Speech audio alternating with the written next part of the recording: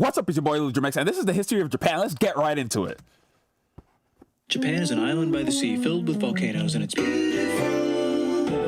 In the year negative a billion, Japan might not have been here. In the year negative 40,000, it was here, and you could walk to it, and some people walk to it. Nice. Then it got warmer, some icebergs melted, it became an island, and now there's lots of trees because it's warmer. So now there's people on the island. They're basically sort of hanging out in between the mountains, eating nuts off trees, and using the latest technology, like stones and bowls. Ding dong, it's the outside world, and they have technology from the future, like really good metal and crazy rice farms. Now you can make a lot of rice really, really quickly.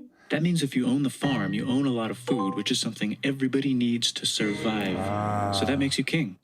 Rice farming and rice kingdoms spread across the land, all the way to here.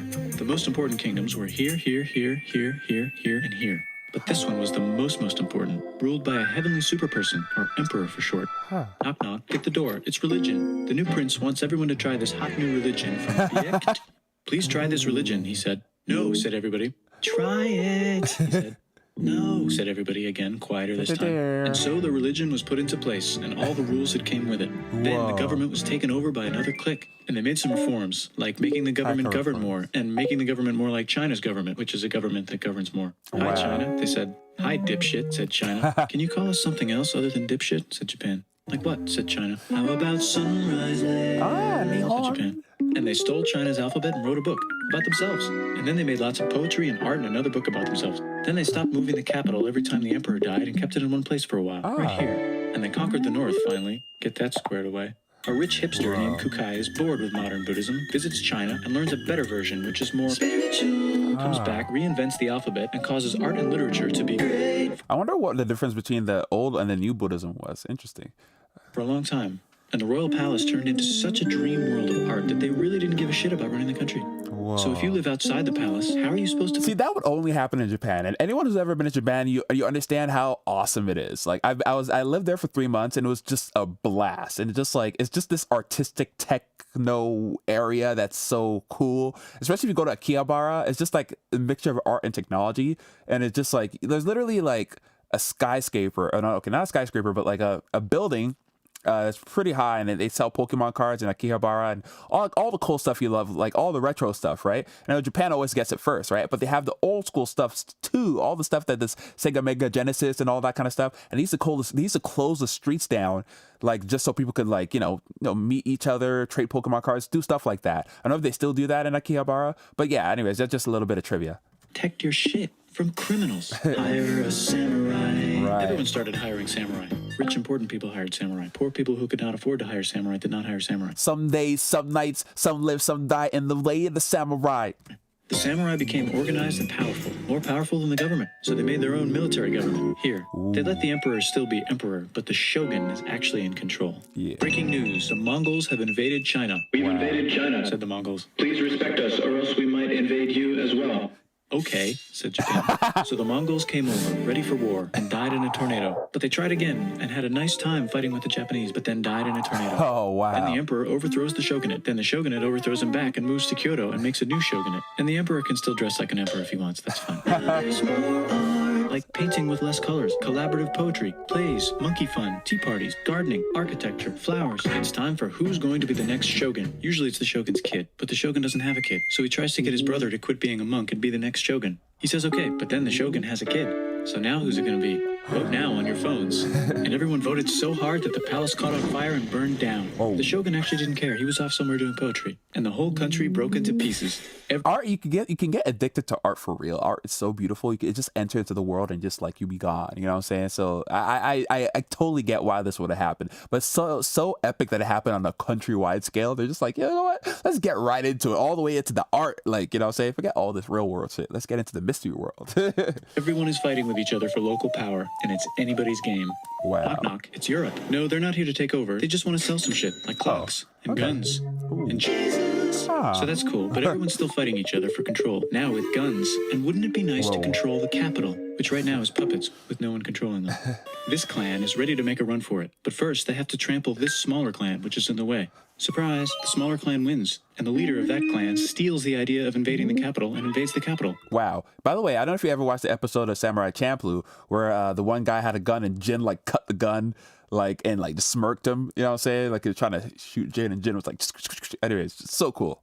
And it goes very well. He's about halfway through conquering Japan when someone who works for him kills him, and then someone else who works for him kills them, and that guy finishes conquering Japan. Oh, yeah. Confiscated everybody's swords and made some rules. And now I'm going to invade Korea and then hopefully China. It's so cool when you see the history, like, you know, a little bit about the history of Japan, and because I remember I grew up with like Rakugo and Karuta, you know, that was right now I'm learning Japanese, and those were the things that kind of helped me. And I went to Karuta. I don't know if you know what Karuta is, but I went to a Rakugo place, and it was really, really cool. But anyways, that's just another story. But yeah, it's like it's super, super intense, like Japanese language. I'm actually having a lesson tomorrow. He said, and failed, and also died. But before he died, he told these 5 guys to take care of his 5-year-old son until he's old enough to be the next ruler of Japan. And the 5 guys said, yeah, right. It's not going to be this kid. It's Is that where the burger restaurant came from? No, going to be one of us, because we're grown-ups.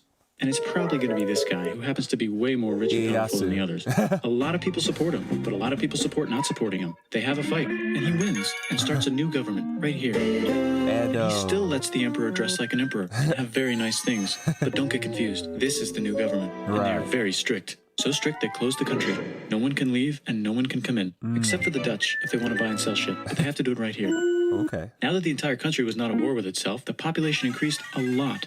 Business increased, schools were built, roads were built, everyone learned to read, books were published, there was poetry, plays, sexy times, puppet shows, and Dutch studies. People started to study European science from books they bought from the Dutch. We're talking geography, skeletons, physics, chemistry, astronomy, and maybe even electricity.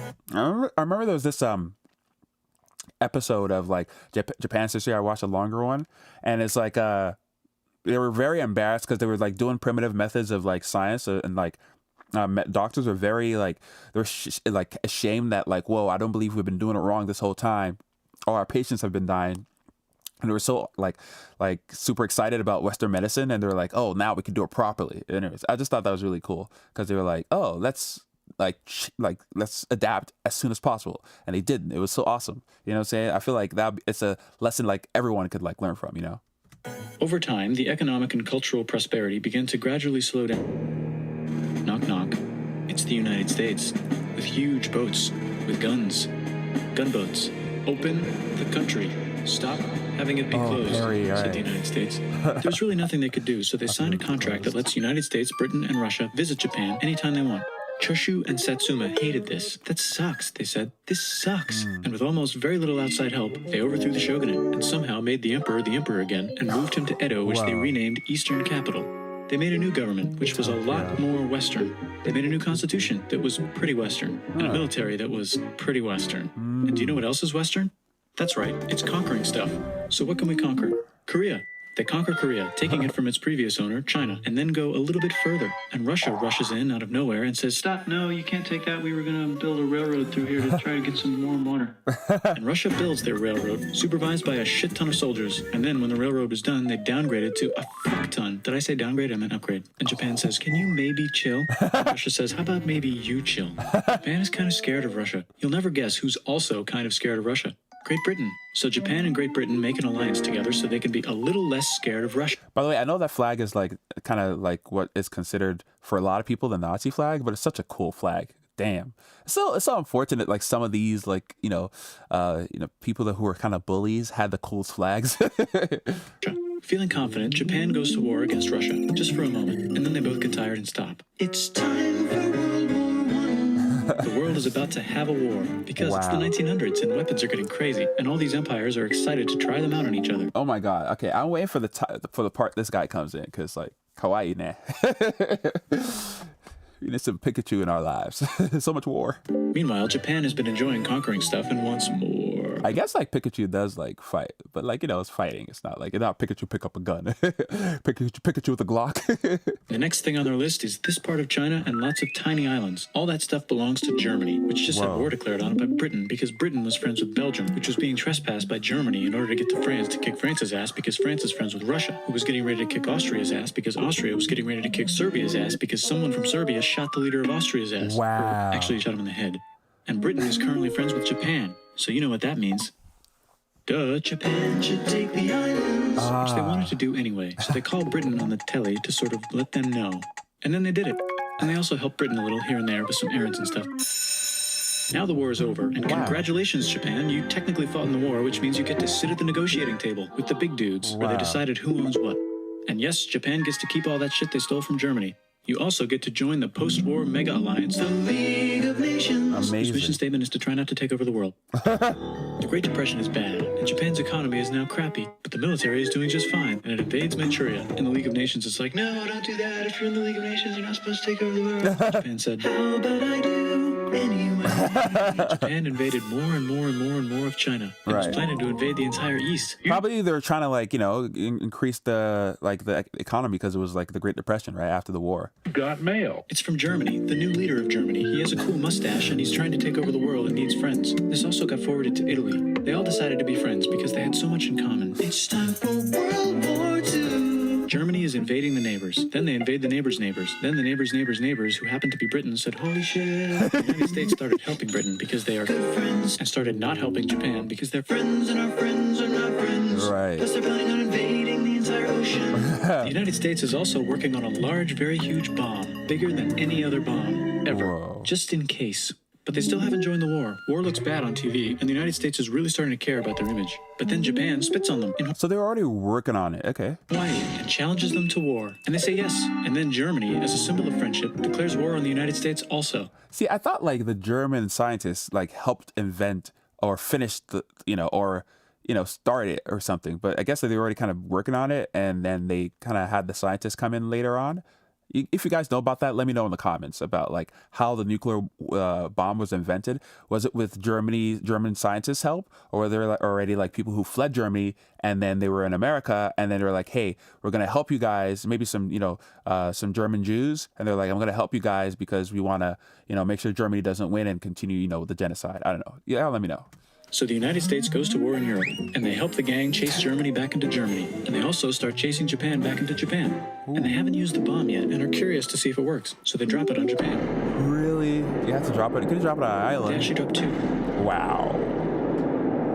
I guess a lot of people saying that they had to, that Japan would have never stopped. And I know Japan is super gambaro, but y'all let me know if like it was unnecessary, or if it was necessary, or if it was unnecessary dropping the bomb, right? Especially on a civilian population too. But anyway, let's keep going.